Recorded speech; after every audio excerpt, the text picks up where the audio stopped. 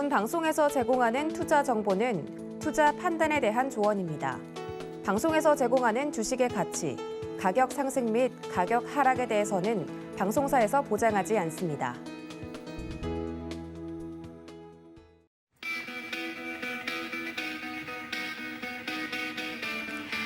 안녕하십니까. 고수익 작전 타임 진행의 도주현입니다. 9월의 첫날 인사드립니다. 앞서서 굉장히 다양한 글로벌 이슈들과 그리고 국내 증시 작전 세워드리고 있는데요. 장 시작 전에 오늘도 포트폴리오 전략 저희와 세워보시면서 하루 매매를 어떻게 하면 좋을지 함께 청사진을 그려보시면 좋을 것 같습니다. 자, 관련돼서 글로벌 이슈 그리고 국내 이슈 순으로 다뤄보도록 할 텐데요. 먼저 글로벌 이슈부터 체크를 좀 해보도록 하겠습니다. 도움 말씀 주실 브레인코리아인베스트 신승용 대표님 연결해 봅니다. 대표님 안녕하십니까? 네, 안녕하십니까? 네, 9월의 첫날 인사드립니다. 첫 번째 이슈부터 좀 짚어보도록 할 텐데요. 뉴욕 증시 같은 경우는 하락하고 있는 반면 국내 증시는 좀 견조한 흐름을 이어가고 있습니다. 첫 번째 이슈는 에너지주와 관련된 내용 저희가 먼저 짚어볼 텐데 러시아발 LNG 가격이 폭등하고 있어서 가스주에 대한 관심이 생기고 있다고 하는데 이 부분 짚어주신다고요? 네, 일단 먼저 지난번 미국 증시 간단하게 좀 살펴보면요. 미국 증시가 장 초반은 상승하는 그런 분위기였습니다. 시작 자체가 상당히 긍정적인 모습을 보였었죠. 일단 너무 낙폭이 컸던 것은 아니냐. 그리고 실질적으로 인플레이션이 잡히게 된다라면 경기 침체까지 빠질 가능성은 상당 부분 제한적이지 않겠느냐라는 그런 기대감이 장 초반 작용하는 그런 모습이었지만 시간이 지나가면서 점차 그 희망이 다소간 조금은 좀 우려감 내지는 그 기대감이 좀 희석되어지는 그런 모습들 보이게 되는 그런 상황들이 나타났죠. 그렇게 되면서 조금 좀 흘러내리는 그런 모습, 나스닥을 비롯해서 다우지수, S&P 500 지수 모두 0.5% 1% 가까운 그런 하락 마감 보였다라는 점. 일단 시장이 그렇게 기대를 했었던 만큼 그렇다고 너무 실망할 필요는 없을 것 같은데 이렇게 쉽게 돌아설 분위기는 아니지 않나 생각이 좀 많이 드는 그런 대목이라고 봅니다.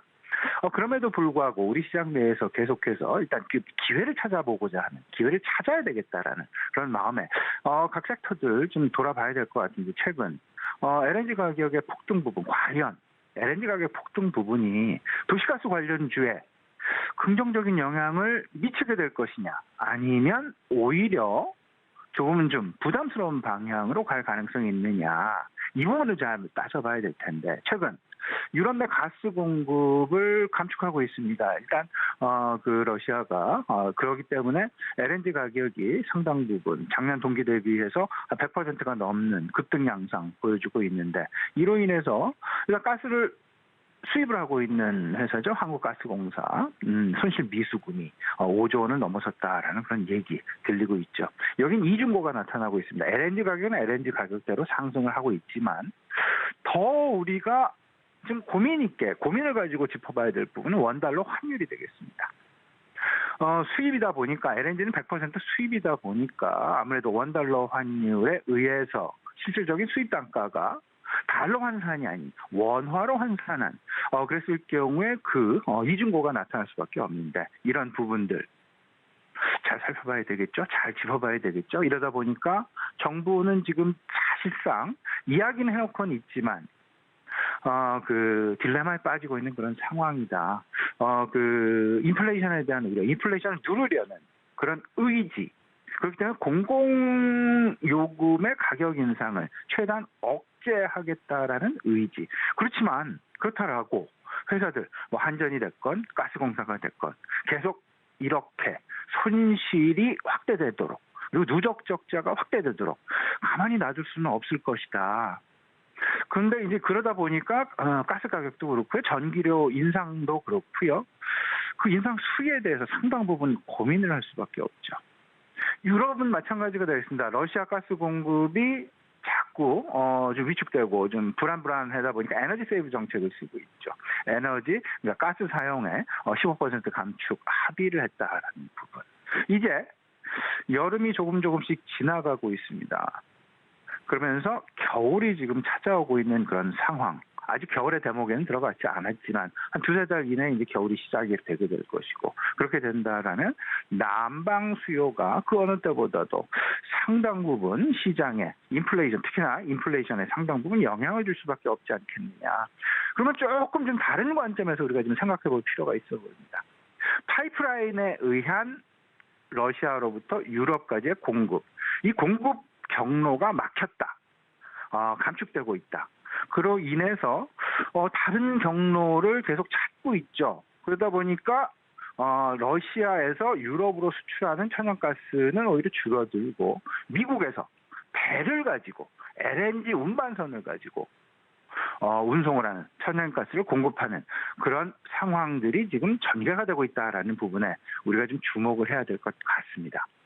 미국이 실질적으로 지난 상반기 LNG 수출 세계 1위에 등극을 하는, 물론 이게 바로 러시아에 의한 반사이익일 수도 있겠습니다. 이런 부분을 좀 잘 곱씹어서 생각을 해본다라면 지금 오히려 정부의 인플레이션 우려에 따른 가스 가격 상승, 이 부분을 제한하는 요소가 계속해서 작동될 수밖에 없는 상황 속에서 오히려 그 다른 경로, 소위 말하는 조선 LNG 운반선에 우리는 좀 관심을 가져야 되지 않을까.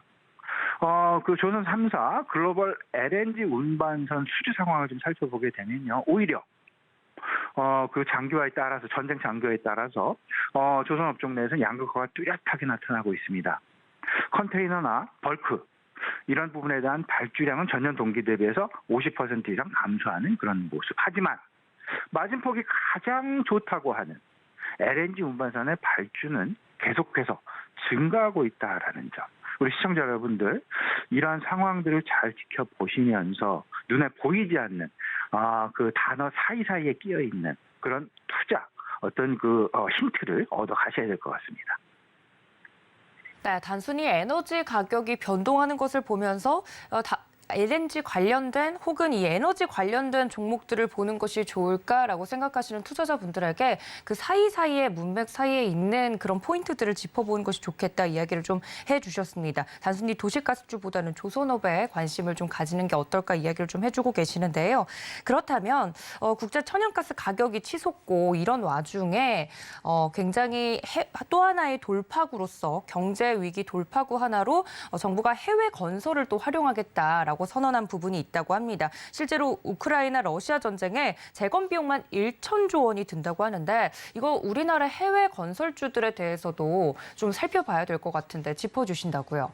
네네. 일단 시장이 경기가 조금 둔화에 대한 우려감이 많이 있고 통화 긴축에 대한 우려감이 여전히 있지만, 그럼에도 불구하고 우리 인류가 살아가는 데는 분명히 어떤 이슈들, 이벤트들이 생기게 되고, 그 이벤트에 대한, 시간이 지나가게 되면 그 이벤트들에 대한 반사이익, 이 부분을 우리가 미리 지금 생각을 안 해볼 수가 없을 것 같습니다. 지금 건설업종을 좀 살펴보시게 되면 국내 건설도 있고 해외 건설도 있습니다. 하지만 해외 건설을 조금 더 우리가 짚어본다라면 세 가지 핵심 이벤트가 당장은 아닐 수 있겠지만 중장기적으로 분명히 잠재되어 있다. 이 부분은 미래에 대한 상승 모멘텀으로 계속해서 기대를 가져도 좋은 그런 부분들이 아닐까 생각이 되는데, 그 첫 번째가 방금 도앵커 말씀하셨다시피 우크라이나에 대한 재건 비용이 되겠습니다. 전쟁은 분명히 언제 끝날 것입니다. 그렇게 되면 이 파괴된 그런 어떤 그 건물들에 대한, 그리고 파괴된 인프라에 대한 다시 재건이 시작이 될 텐데, 이 부분 결국 잠재적으로 건설업종의 호재로 작용할 수 있다라는 부분 분명히 생각을 해봐야 될 것 같고, 최근 이제 국제유가의 상승세, 어제 같은 경우에는 국제유가가 한 3% 정도 이상 하락하는 그런 모습, 오펙 플러스 회의 결과 때문이다라고 평가가 되고 있는데, 그럼에도 불구하고 오일 웨이브에 대한 기대감 여전히 있다. 대표적인 것이 사우디의 네옴시티가 되겠습니다. 이런 부분 잘 보셔야 될 것 같고, 정부가 지금 주도적으로 상당히 공격적으로 추진하고 있는 해외 원전 수주, 결국 해외 건설 업종이 국내 건설 업종보다는 중장기적으로 상당 부분 모멘텀이 있을 수밖에 없고 잠재력이 있을 수밖에 없다. 국내 건설 업종 같은 경우 모멘텀은 당분간 제한적일 가능성이 상당 부분 높아집니다. 물론 신정부가 윤석열 정부가 실질적으로 250만 호 플러스 알파라는 주택 공급 대책을 발표했음에도 불구하고 그에 대한 평가 그리고 그에 대한 실현 대책은 아직까지는 조금 미흡한 상황. 더 나아가서 최근 이제 그 주택 그 경기가 과거와는 다르게 상당 부분 침체 내지는 위축되어져 있는 것이 사실이 되겠습니다. 이 부분이 단기적으로 회복되기는 상당 부분 어려울 수밖에 없다. 그렇기 때문에 결론적으로 말씀을 드리면 해외 플랜트, 해외 복합 수주, 그리고 더 나아가서 우크라이나의 재건, 그리고 원전 수주와 오일 웨이브, 오일 머니들이 과연 어떻게 쓰여질 것인지. 오일 머니의 대부분은 결국은 인프라 건설 쪽에 쓰이게 됩니다. 건설 업종이 그 수혜를 가장 크게 받을 수 없을 것이다라는 점. 이 부분 꼭 염두에 두셨으면 좋겠습니다. 네, 이렇게 해외 건설과 관련돼서 기대감이 있는 부분까지 짚어봤습니다. 다음은 대표님께서 짚어주신 히든 이슈 넘어가 보도록 할 텐데요. 치솟는 이런 원자재 가격, 에너지 관련된 이슈도 물론 중요하지만 또 하나의 걱정거리가 이 환율입니다. 원달러 환율이 1,400원에 진입하는 것 아니냐, 뭐 이런 우려도 확산이 되고 있는 상황인데요. 핵심 배경과 투자 힌트를 짚어주신다고요. 네네. 지금 1,400원은 거의 넘을 가능성이 높지 않겠느냐라는 우려감. 더 나아가서 혹여나 1,500원까지도 돌파하는 것은 아닐까 하는 이건 두려움이 되겠습니다. 지금 현재 FOMC에서 자이언트 스텝이라는 그 기조가 계속 되어진다라는 파월 의장의 매파적인 기조가 올 연말까지 계속 공격적으로 진행이 되고 우리나라 한은 같은 경우 금통위 만에 하나 이를 잘 따라잡지 못하게 된다라면 원달러 환율 상당 부분 우리 경제를 위협할 수준까지도 갈 가능성도 있을 수 있다라는 점 우리가 꼭 생각을 해봐야 될 것 같습니다. 이런 와중에 실질적으로 미국 금리 인상의 어떤 그 공격적인 금리 인상 가능성 이러다 보니까 글로벌 유동성이 대다수 안전자산 그리고 금리 격차, 국가 간의 금리 격차로 인해서 그 유동성이 미국으로 향하고 있다라는 점도 우리가 절대 간과해서는 안 될 것 같습니다. 물론 현재 환율 시장의 평가는 분명히 원화가 약세가 아닙니다. 달러화가 강세인 겁니다. 물론 지난밤 달러 인덱스 소폭 하락해서 한 108선에서 지금 진행이 되고 있긴 합니다만은 그럼에도 불구하고 과거 90선대에 있었던 달러 인덱스와는 확연히 다른 달러화의 모습이 지금 시장 내에 나타나고 있죠.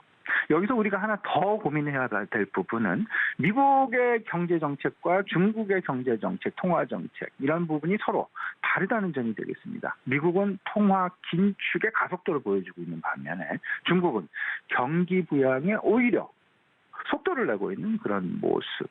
다들 알고 계시겠습니다만은 지난주 금요일 중국에서 무려 1,324조 원, 우리 돈 규모입니다.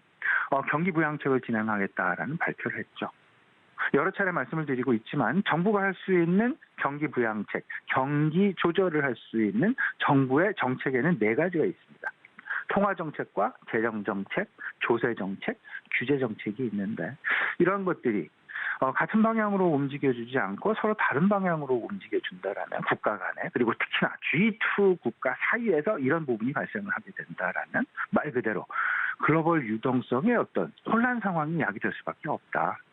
근데 우리나라 경제를 잘 살펴보면 우리나라 경제는 샌드위치 경제죠. 미국 경제와 중국 경제에 끼어 있는 여기에 통화정책 기준으로 보면 그 한미 금리 역전이 사실상 9월 FOMC 이후에 기정사실화가 되어 있는 그런 상황이다. 그러면 한미 금리가 역전이 된다라면 환율이 당연히 올라갈 수밖에 없게 될 것이고 그렇게 되면 우리나라 수입 물가가 올라가게 되고 그러면 그 수입 물가를 다시 한은은 통제하기 위해서 금리를 추가적으로 더 인상을 할 수밖에 없는 그렇게 되면 총체적인 한국의 저성장 국면이 진행이 되지 않겠느냐.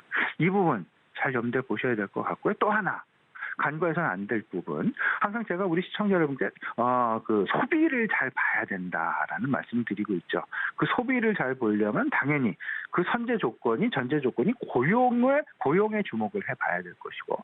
근데 최근 미국과 중국의 소비, 결국 소비는 구매력이 개선되어야 됩니다. 그 구매력 개선을 위해서 지금 현재 행하고 있는 행보가 좀 다르죠. 미국은 금융 효과를 꾀하고자 노력을 하고 있다라고 여겨지고요. 중국은 실물 효과를 꾀하고자 라는 노력을 보이고 있다라는 그런 생각입니다. 말씀을 좀 드려보면 그 금융 효과, 결국은 미국의 달러화가 상승이 됩니다.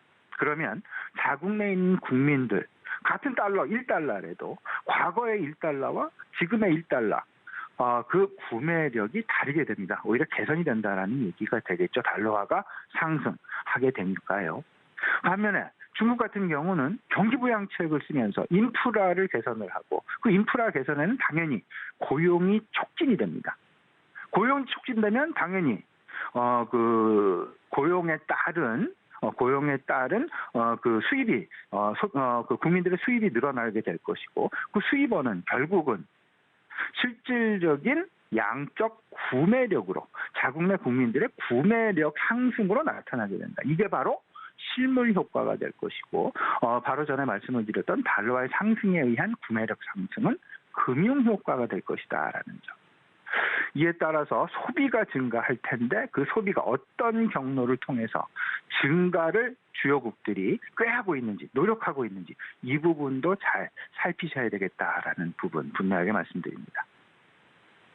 네, 말씀해 주신 것처럼 이 고용과 소비 지표 꾸준히 체크가 필요한데요. 이번 주는 특히나 미국의 중요한 고용 지표 발표들이 또 나올 예정이기 때문에 여러분들 이 점까지 참고해 주시면 좋을 것 같습니다. 자, 그렇다면 대표님 오늘장 저희 어떤 작전을 세워보면 좋을까요? 네네. 방금 우리 앵커 말씀하셨던 고용지표, 오늘 저녁 9시 30분 발표 예정에 있다라는 점 다시 한번 참고 삼아서 좀 말씀 좀 드려보고요.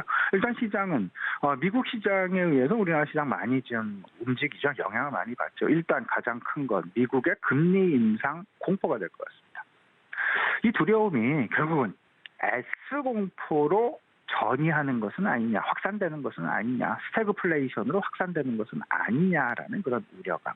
결국 투자 심리가 되겠습니다. 투자 심리가 과연 어디까지 작용을 하게 될 것이냐.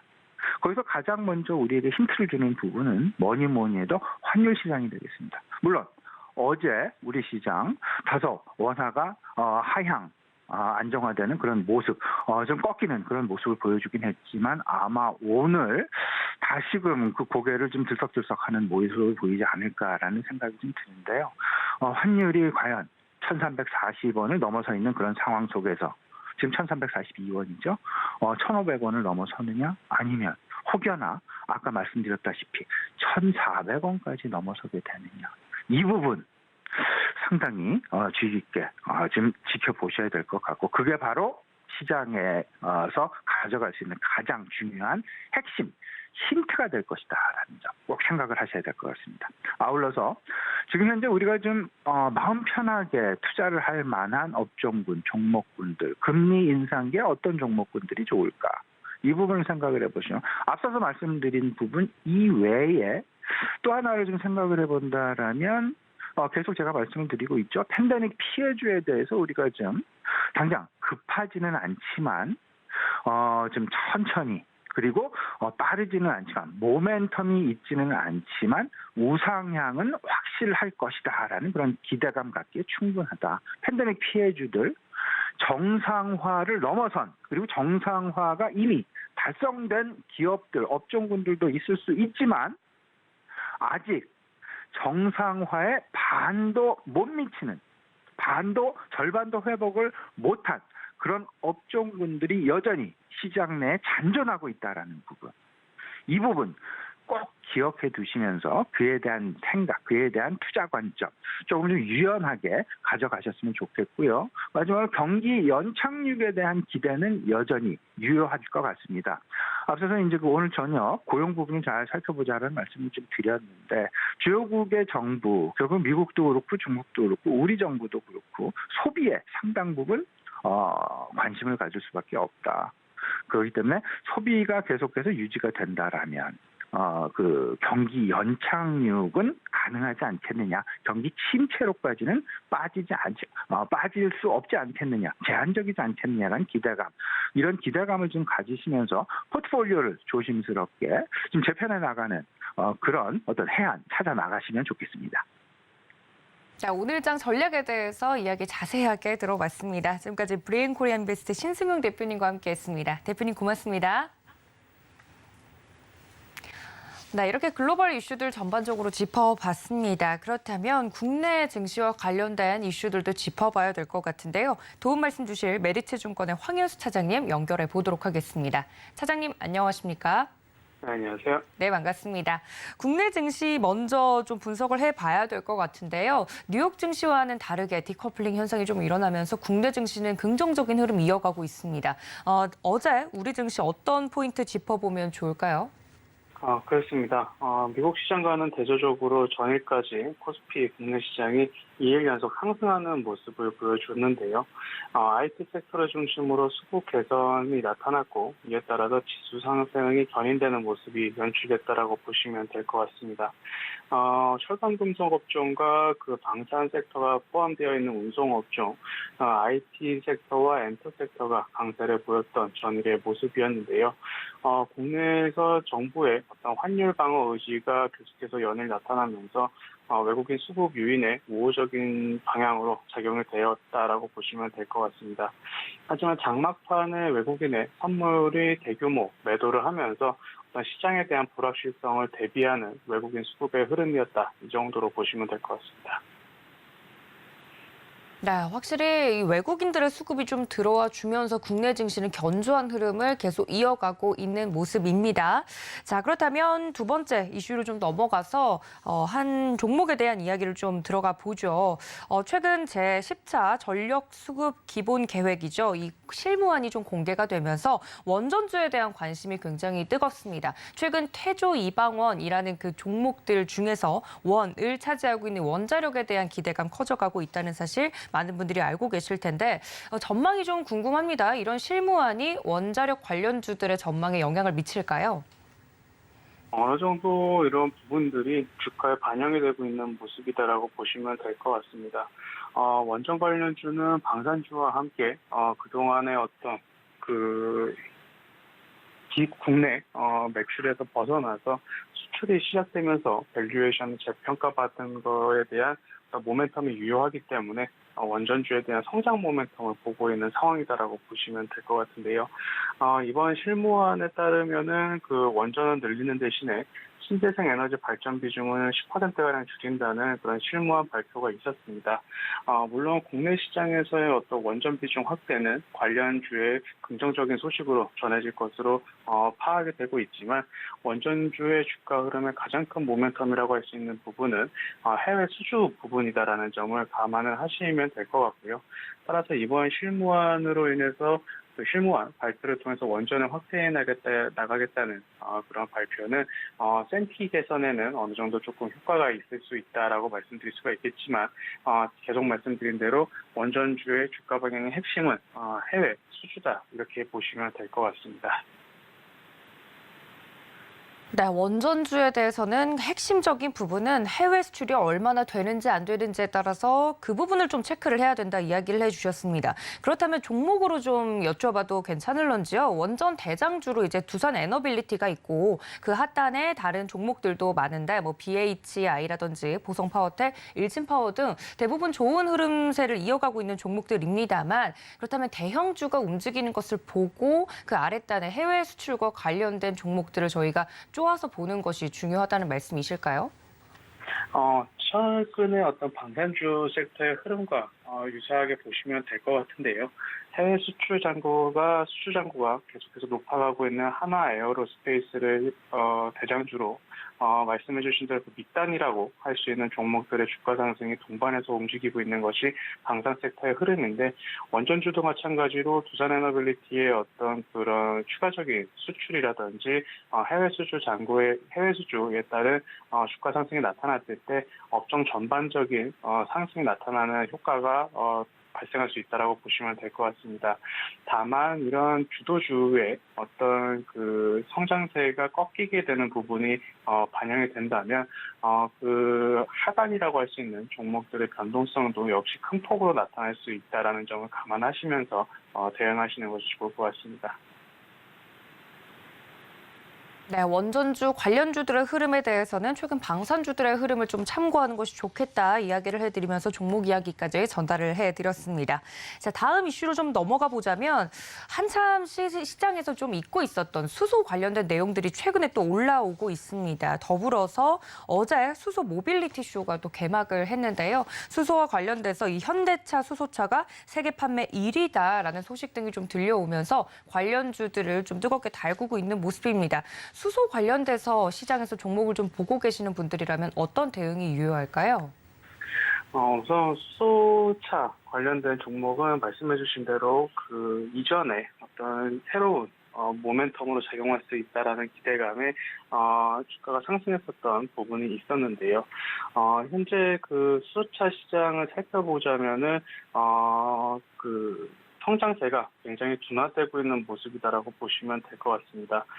현대차가 올해 1월부터 7월까지 전 세계 수소차 시장에서 판매량과 점유율 1위를 지키는 모습을 보여줬는데 각국의 세계 수소 전기차 판매 대수는 1,891대로 작년 같은 기간 1,236대보다 6% 정도 상승하는 모습을 보여줬습니다.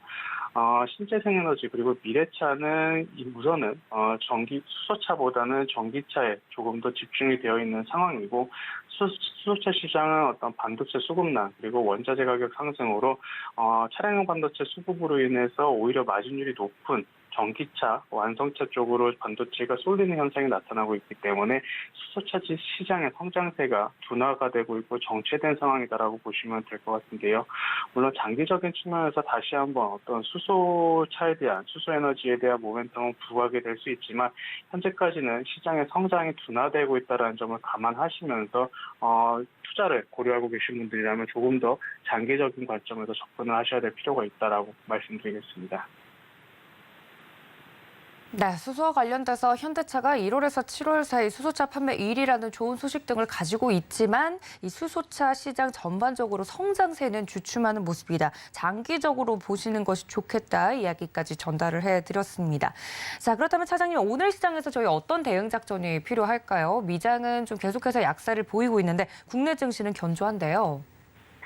그렇습니다. 국내 증시는 말씀해 주신 대로 어떤 정부에서의 환율에 대한 적극적인 개입에 대한 의지를 계속해서 밝히면서 외국인 수급에 긍정적인 효과를 작용을 하고 있는데요.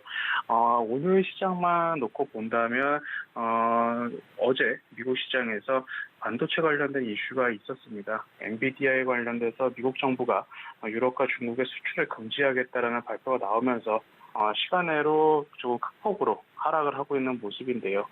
전에 국내 시장의 상승 이유 중에 큰 이유가 IT 섹터의 긍정적인 수급이 유입됐다는 점을 감안했을 때 국내 증시도 어느 정도 조금은 부정적인 영향을 받을 수 있다라고 보시면 될 것 같고 다만 시장을 주도하는 섹터는 당분간은 꾸준하게 이어갈 가능성이 있기 때문에 이제는 그 시장이 약간은 그 진폭이 둔화되는 플랫한 가운데 개별 종목, 개별 업종 장세가 이어질 가능성이 있다는 점을 감안하시면서 대응을 하시는 것이 좋을 것 같습니다.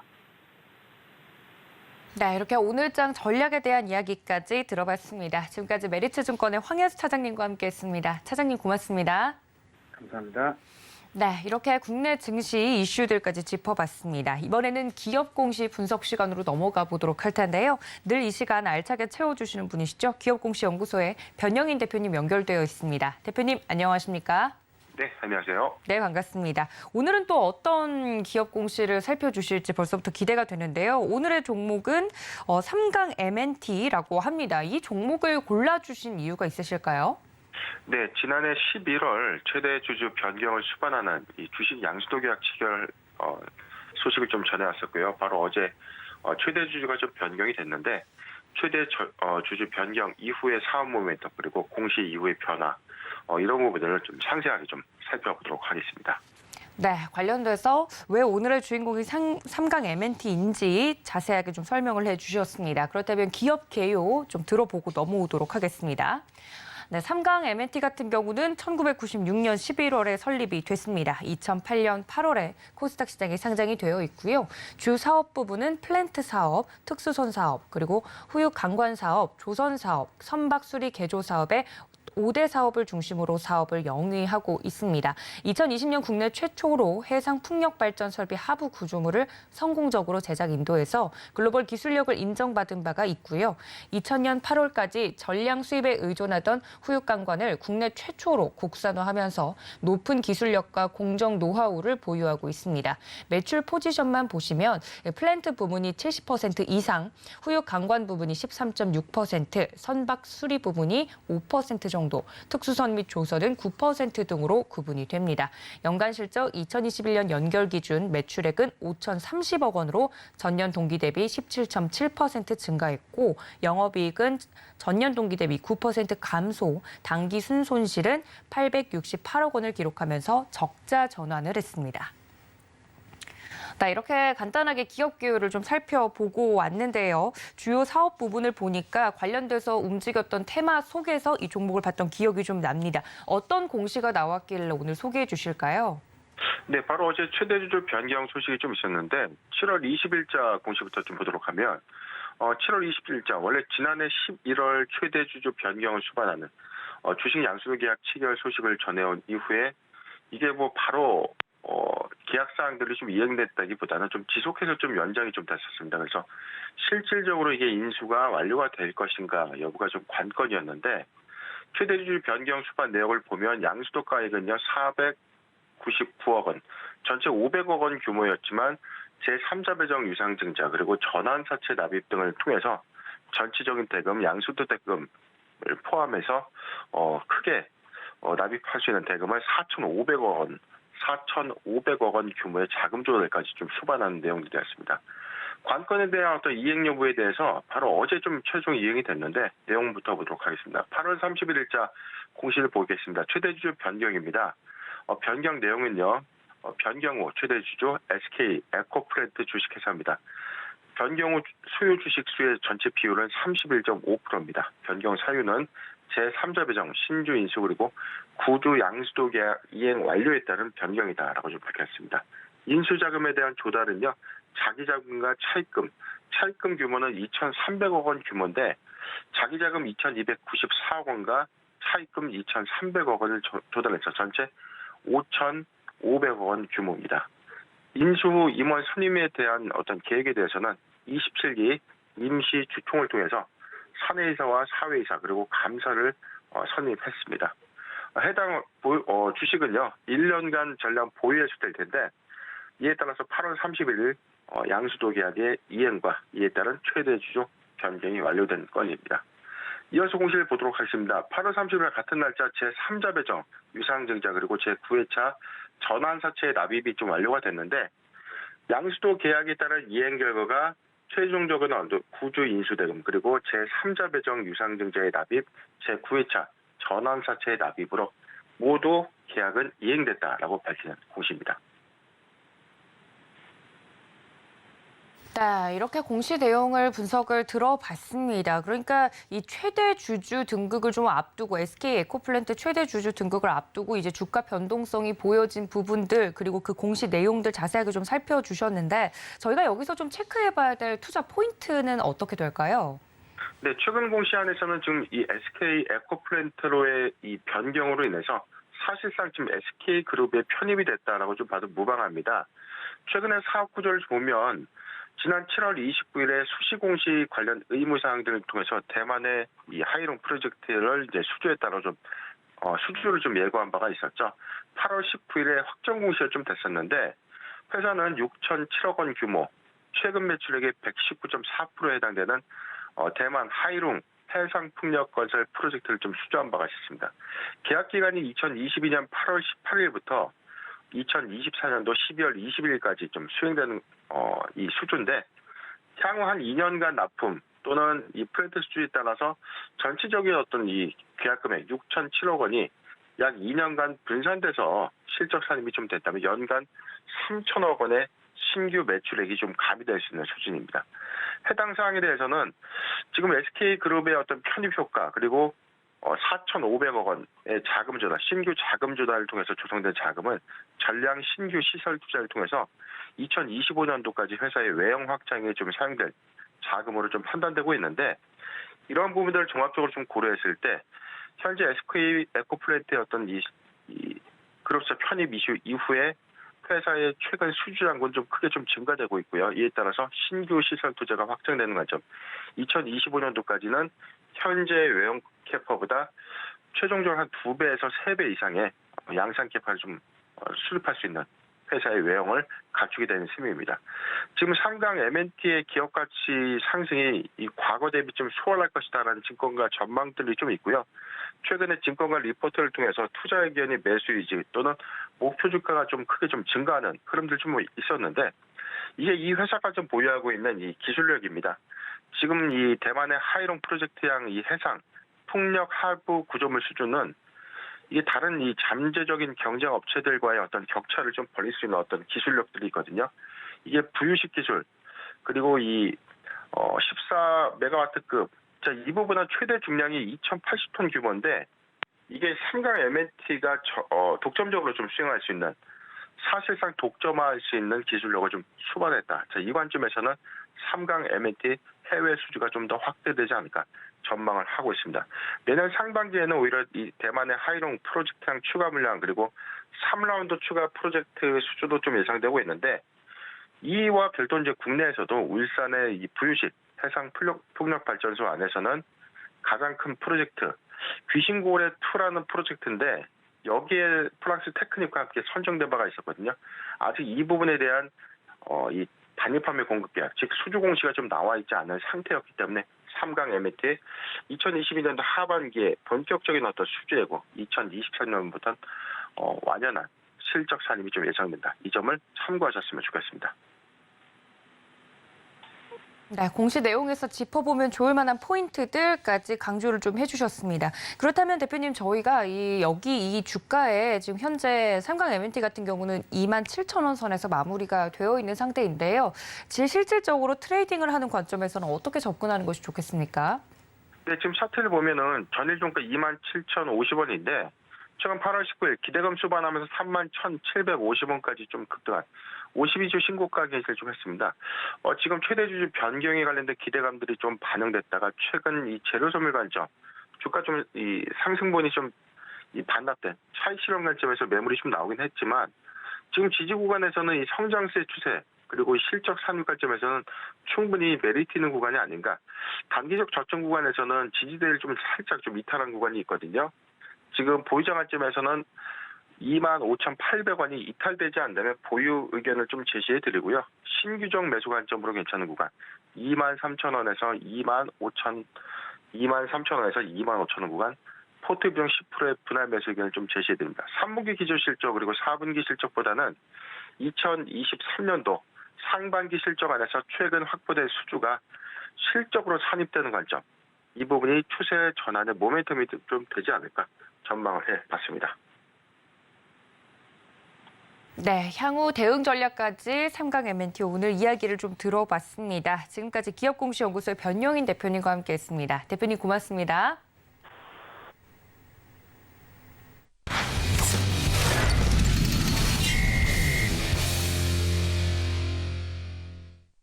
네, 보다 자세한 종목별 대응 전략 세워보도록 하겠습니다. 오늘은 또 어떤 특징적인 종목을 이야기해 주실지 기대가 되는데요. 글로벌 파트너스 이성웅 이사님과 함께 연결해 봅니다. 이사님 안녕하십니까? 네, 안녕하세요. 네, 반갑습니다. 첫 번째 이슈부터 먼저 짚으면서 특징주 여쭈어 볼 텐데요. 앞서서도 계속 제가 좀 말씀을 드렸는데 최근 미국 증시와 우리 증시가 디커플링 현상, 약간 반대의 모습을 좀 보여주고 있습니다. 미국 증시 같은 경우는 4거래일째 조정세가 나오고 있는데 이 점에서 저희가 좀 챙겨봐야 할 포인트가 있다고요? 네, 말씀해 주신 것처럼 우리나라 시장이 상대적 강세를 나타내고 있습니다. 환율을 보더라도 조금 불안한 측면은 존재를 하고 그다음에 전일 같은 경우 특이한 점은 외국인 매도가 한 2천억 원 정도 거래소 기준으로 나타났다는 점이거든요. 그런데 시장은 하락보다는 되려 상승에 반응하는 모습이었습니다. 이제는 특징적으로 그 MSCI 단 지수 리밸런싱이 있다 보니 그러한 특성이 발생을 했고요. 통상적으로 이러한 수급으로 인해서 지수가 한 방향으로 일부 왜곡되는 현상이 나타나면 그 반대급부로 오늘은 추가의 조정이 나타날 수 있는 흐름을 볼 수가 있습니다. 그렇다 보니 오늘은 매수단 이 부분은 조금 급하게 하지 않으셔도 된다고 말씀을 드리겠고요. 외국인의 어제만큼의 매도가 만약에 시장 오늘 기준으로도 거래소 중심으로 나타난다고 하면은 조금은 시장의 지수 조정은 있을 수 있습니다. 근데 이 지수 조정 같은 경우가 어제 같은 경우 대형 IT 쪽이 매수가 들어왔단 말이죠. 이게 리밸런싱 그 측면이 있다 보니까 그 환율 기준으로 환산을 해서 우리나라의 비중이 좀 떨어지게 되다 보니 환율이 들어왔고, 그 IT 같은 경우가 이 추세를 돌리는 흐름이라고 하기보다는 비어있는 수급이다 보니 이렇게 유입되는 면을 체크를 하고, 오늘 같은 경우는 좀 대형 IT 쪽은 흐름이 좀 반대로, 어제보다는 반대로 조정이 나타날 가능성도 염두에 둬야 되겠습니다. 근데 이러한 조정이 나타난다고 하면 대형 IT 쪽은 아직은 급하게 매수를 하는 흐름이 아니겠고요. 소재 부품 장비 군 같은 경우도 주가 추이 정도 체크하고 추이의 흐름을 계속 주목을 할 필요는 있겠지만은 이거를 지금 포트폴리오에 30% 이상 급하게 담기에는 아직 업황의 회복이 나타나지 않고 있습니다. 그렇다 보니 조금 템포를 늦출 필요가 있겠고, 그럼 여기에서 주식을 전면적으로 팔아야 되냐, 그런 흐름은 아닙니다. 왜냐하면 업종별로 차별화가 지속이 되고 있고, IT 군들 중에서도 모멘텀에 반응하는 그러한 업종들이 존재를 하고, 그러한 흐름상에서 지수가 밀릴 거였으면은 주도 업종군 같은 경우가 조정이 나왔을 텐데 아직은 그런 모습이 없다는 점에서 연결해서 모멘텀이 부각될 수 있는 그러한 종목들을 체크할 필요가 있다는 점, 그 점을 기억을 하시고 오늘 시장은 대응할 필요가 있겠습니다. 네, 그럼 관련돼서 저희가 어떤 특징적인 종목을 템포를 늦춰서 봐야 되는지 궁금한데요. 오늘의 첫 번째 특징주 어떤 종목입니까? 네, 종목은 진에어를 말씀드리겠습니다. 진에어 같은 경우, 그리고 저가항공, 대형 항공사 공통적으로 해당하는 부분이 유가와 환율 영향을 받는다는 점이겠고요. 환율 같은 경우는 우리나라만의 특성이 아니라 신흥국단의 특성, 그다음에 강달러 영향 이런 부분이 있다 보니까 약간 노내 성격인데, 유가 같은 경우가 상승하는 시기에는 이 부분과 관련된 비용의 증대로 인해서 대형 항공 및 저가 항공사들의 실적이 좋지 않습니다. 다만 지금의 유가 흐름이 WTI 기준으로 해서는 이제 한 80불대 후반까지 하락이 나온 모습이고요. 실적으로는 바로 반영이 되진 않겠지만은 주가의 선행성을 감안을 하면은 저가 항공이라든지 이 부분에 대한 관심을 가질 타이밍이 왔다고 보입니다. 세부적으로 내용을 살펴보면 해외여행 수요에 대해서 7월 같은 경우 국제선 여객이 전월 대비해서 40% 중반 정도 증가를 하는 모습이었고요.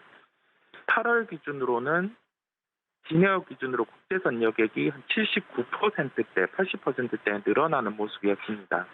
전체적인 시장에 대한 부분은 업종별로 차별화가 나타나고 있지만은 당연히 태양광, 조선, 방산 이런 군으로 계속 집중이 돼 왔지만 지금은 리오프닝 단 이러한 부분을 다시 볼 필요가 있겠고요. 여기에 대한 근거는 첫 번째로는 일본 같은 경우가 입국자에게 PCR 검사를 면제했다는 점, 그다음에 이 패키지 관광에 대한 부분도 약간 손질을 해서 좀 유용하게 올 수 있도록 한다는 점, 마지막으로는 여기에서 패키지 관광 외에 개인 관광 및 비자 면제를 해준다고 하면 그때는 저가항공이라든지 여행주 같은 경우 한 차례 더 주가 레벨업이 될 수 있습니다. 그 점을 기억을 하고 연결해서 우리나라 같은 경우도 지금 PCR 검사 면제를 9월 3일부터 시행을 하게 됩니다. 그렇다 보니 일단은 여행주 같은 경우가 주가가 한 차례 상승을 했고, 그다음에 저가항공주 같은 경우도 좀 부담 요인이 되는 유가 하락이 나타났고, 이 유가 하락의 부분 같은 경우와 좀 리오프닝 이렇게 확대될 수 있다는 점까지 봤을 때 이제는 관심을 가지고 살펴봐야 된다는 점입니다. 최근에 제주항공이 증자 이슈가 있었습니다. 그럼에도 불구하고 주가는 강해요. 여기에서 알 수 있는 점은 뭐냐면 시장에서 이 더 이상 나빠질 게 없는 리오프닝과 관련, 이 리오프닝이라는 점이 모든 업종이 좋지는 않아요. 여기에서 가장 주가가 좀 베타 성향을 가진, 즉 상승을 할 때 상승에 대해서 좀 탄력이 더 강한 그런 쪽으로 집중을 할 필요가 있겠고요. 그러한 업종이 저가항공 업종, 그다음에 일부 카지노주, 그다음에 여행과 관련된 종목들, 그런 쪽으로 접근을 할 수 있겠습니다. 일본 정부의 변화를 주목할 필요가 있어요. 그 변화라고 하면은 짧게 언급드린 것처럼 여기에서 확산해서 정책을 내세울 수 있는 부분이겠죠. PCR 검사 면제는 이루어졌고 뒤이어서 비자 부분과 이제 패키지 관광을 개인 관광으로 허용을 하면은 거기에서 하이라이트를 가장 강하게 받을 게 저가항공주입니다. 왜냐하면 일본 매출 같은 경우가 코로나 이전 기준으로 20에서 많게는 40% 정도가 저가항공주들이 차지하기 때문이죠. 예, 그 점을 기억을 하고 가격적으로는 어제 조금 위아래로 변동성이 있었습니다. 그 점을 감안해서 16,900원대에 접근 가능하다는 결론이겠습니다. 저가 항공사죠. 진에어에 대해서 오늘 특징적인 종목으로 이야기를 해주셨습니다. 배경 설명부터 종목에 대한 접근 전략까지 이야기해드렸으니까 여러분들 이 점까지 참고 부탁드리고요. 다음 이슈로 넘어가 보도록 하겠습니다. 앞서서도 이 원자재, 에너지 관련된 이야기를 꾸준히 해왔는데 간밤에 뉴욕 증시에서도 국제 유가가 또 급락을 했다는 소식과 더불어서 천연가스 이야기도 계속 나오고 있습니다. 이 부분에서 저희가 짚어봐야 할 포인트가 있다고요? 네, 현재 우리가 바라보고 있는 천연가스 선물의 조정은 크지 않았어요. 되려 어제 플러스 마감을 하는 모습이었거든요. 근데 지금 시장에서 에너지와 관련된 종목들의 상승이 어떤 지표로 반응을 했는지 그게 중요합니다. 유럽 같은 경우 유럽을 필두로 해서 중국, 미국 다 공통적으로 해당되는 부분은 에너지와 관련된 부분, 전력과 관련된 부분이 좀 부족하다는 점이 부각이 되어 왔었고요. 그렇다 보니 특히 유럽 중심의 천연가스 가격 같은 경우가 역사적 신고가를 형성을 했었습니다. 그런데 이 주가 같은 경우가 반응을 했겠죠. 시장에서 반응을 하는 흐름상에서 우리가 생각을 할 수 있는 점은 뭐냐면 에너지 주들 같은 경우, 특히 전통적인 상사주들, 이러한 부분들이 주가가 선행해서 반응을 했고 역사적인 밸류에 대한 중단을 넘어서 이제 상단 쪽으로 가고 있는 상황이었습니다. 그러면 여기에서 볼 수 있는 점은 유럽의 천연가스가 조정이 나오면 이러한 종목들 같은 경우는 하루에도 한 10%가 조정이 나와도 자연스럽게 받아들여야 되는 그러한 국면이거든요. 그렇다 보니 여기에서 생각할 수 있는 점은 에너지 업종은 추가 조정이 나올 수 있다는 점이고요. 급하게 매수를 할 필요는 없어요. 이게 진정 주도 업종군 이러한 측면에 부합을 한다고 하면은 15%에서 20% 조정이 나오고 그 이상은 조정이 나오지 않을 거예요. 그때 가서 좀 변화가 있을 때 매수를 하면 되고, 그러면 여기에서 생각해야 될 점은 에너지 업종의 저가 매수 고려가 아니라 반대급부로 에너지 업종을 매도하고 시장의 자금이 어디로 갈지 그 점이거든요. 성장 집단이라든지 IT 쪽 충분히 저가 매수가 유입될 수 있는 환경이기 때문에 그쪽에 대한 종목들을 추려놓고 현재 시장에 맞춰서 접근할 수 있는 종목으로 추려볼 필요가 있겠습니다. 네, 그럼 두 번째 특징적인 종목은 어떤 종목일까요? 네, 종목은 LG 이노텍을 말씀드리겠습니다. 해외에서 애플 아이폰 14 관련해서 관련주의 반응이 있었습니다. 이 관련주의 반응은 최종적으로 애플이 이 신제품 출시에 대해서 테스트를 마쳤다는 뉴스가 있었고요. 이 뉴스를 통해서 BH라는 종목이 먼저 상승을 했었고 대형주군의 LG이노텍은 아직 좀 덜 반응을 했습니다.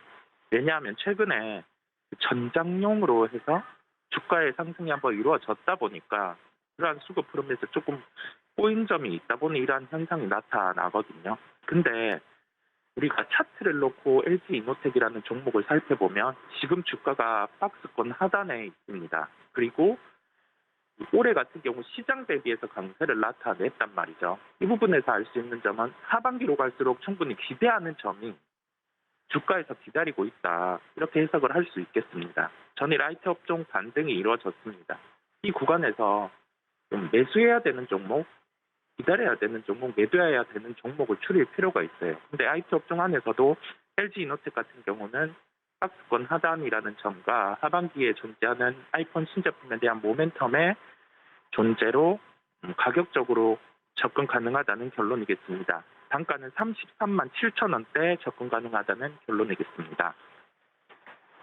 자, 아이폰 관련주 하면 당연히 떠오르는 LG이노텍 두 번째 특징주로 이야기를 해주셨습니다. 여러분들 이 점까지 참고 부탁드리고요. 지금까지 글로원 파트너스 이성웅 이사님과 함께했습니다. 이사님 고맙습니다. 네, 감사합니다. 네, 오늘 저희가 준비한 소식 여기까지인데요. 본 방송에서 제공해드린 정보는 투자 판단에 대한 조언일 뿐 해당 주식의 가치나 수익률을 보장하고 있지 않다는 점까지 알려드리면서 저는 잠시 뒤에 매매 시그널로 다시 인사드리겠습니다. 시청해주신 여러분 고맙습니다.